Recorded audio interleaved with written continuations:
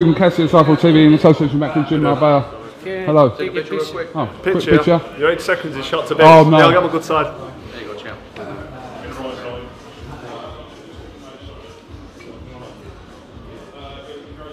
That's the one. I felt like the one. Pleasure, pleasure. See you later. What do you make of Brooke Gavin? Brooke's going to whoop him. Yeah? Yeah.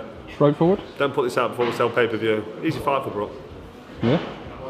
Okay, alright. So, yeah, Gavin's, what we don't talk about is World Championship amateur gold medal, and then his really poor professional career that he's had because he's not shown any commitment or desire or dedication. He may have got his arse into gear for this one, but he's not shown me anything in his professional career that's any threat at all to the world champion, the machine, and my good friend Kell Brook. I just think Kell Brook's going to beat him fair and square. I'm not talking personalities, I'm talking boxing. I think Kell Brook's got too much for him, and I can see him stopping him. But you never know. Interesting to see tomorrow night. There he is. Oh. Talk of the devil. Alright, Frank. You doing alright? Alright? Good, yeah, I'm very good. Good. Bit of Twitter thing going on between you and Joe Calzaghe the other day. JC. What's happening? Yeah. Left in and now. Yeah. How you doing? What started all that off? Was it a tweet that he had wrote saying that he put, right? the girl would beat you? The girl looked good against Durrell. I think he'd whoop Froch. Why? Why say he'd whoop Froch? What's the point? You've been retired 8 years, no one's bothered what your opinion. You could have fought me and you didn't, as everybody knows. Just leave me alone. He's obsessed with the Cobra. And he's jealous, as I told him. So that started the beef. And it's carried on, and it's ended with his son sending me direct messages about my missus. So I won't talk about what he said, but he's properly lowered the tone and let himself and his family down, really. But you know, they want to do what they want to do, and Joe Calzaghe can't leave me alone. If he thinks he's right, listen. If you want to sort it out, fight me. You didn't fight me. You could have fought me and you didn't. If you want to fight me, here I am. Let's have a fight. Let's do it on the cobbles if you want. Forget boxing. Let's do it outside. Let's get it sorted like men. Carl, really? No, let's get it sorted what, like men. A straightener, like you said? A straightener. That's what you're not a straightener. Yeah, I know exactly what a straightener is. And the same, you know. So there's your script. He could have boxed me and didn't, and now he don't stop talking about me. I don't know. Leave me alone. I'll go away and be quiet about you. Just don't talk about me, and I'm quite happy. People are still waiting for anything, an inkling from you, whether you'll return or not. Next week. It's all happening next week. But I spoke to Big announcement. Have I got a chive in my tooth? No, you haven't. No? You haven't. I had a sandwich. You sure? No. So I'm going out there and you're nicking my time. I've got to be on at 1 o'clock. It's, right, it's 2 minutes to 1. Golovkin. Eddie Hearn saying that this is. Listen, I will fight Triple G. I will fight Gennady Golovkin. Or I would fight him. If I box again, that's a potential opponent. As is James DeGale. If the fight's big enough, but to be honest, that's an easy fight for me. That's an easy fight. Not Golovkin, DeGale. Obviously, in the fan zone up there was a little moment I noticed where you were sort of, DeGale walked past you and you give each other a little look and didn't even say hello to each other. He didn't look at me, he looked at my chest on the floor. He didn't make eye contact. I thought you two were alright. I was waiting for eye contact. I was alright until he called me a P-U-S-S-Y. You can say that. It's not very nice, is it? He said that in an interview after the fight, his fight with Durrell. If he wants to build the fight, I'll try and build the fight up, but don't call me that, don't call me names. I'm a man, I'm not going to say anything about it on here. Yeah, it's fair enough. I'd rather talk to him about it. Yeah, that's fair enough. But don't say stuff behind my back and then smile in my face. That's why I've got beef with Calzaghe, because he sees me at the Sports Personality Year Awards, and he sees me outside of the Barker fight when he fought Stern, and he runs over to shake my hand and tell me how great I am and how much he loves me. Then I look at an interview and he goes, yeah, you know, he's going to lose against Bute, he's going to lose to Kessler, he'll lose the rematch to Groves. He's got all them wrong. Never comes and says, you know what, I was wrong. Fair play to you, well done. Just says, you'll lose to DeGale, he'll whoop you. It's like, how's Matt, shut up.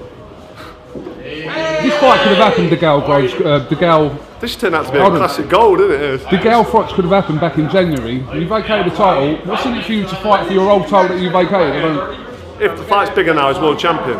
Because back then it wasn't a big fight. Then he said to me, it's not a Wembley fight. We'll go to the O2. Will it do good numbers on pay-per-view? You know, boxing's a business, so it's got to make sense. And back then it didn't make sense. Now he's just scraped a points decision to the realm.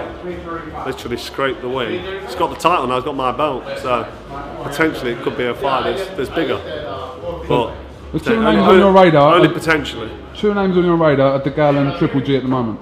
The two names on my radar. If you come back. Oh, that's it, yeah. There's a big if there. No, they're potential opponents, aren't they? They're potential opponents. They're the only two you're interested in? Not really, no. I'd like to fight Ward, Andre Ward.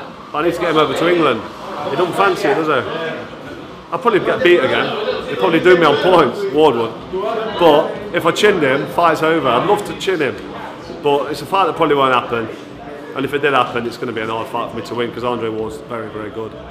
When I spoke to you 3 weeks ago, you seemed like you really weren't up for fighting. Like again, and it was all this. I was supposed to spend 25 minutes.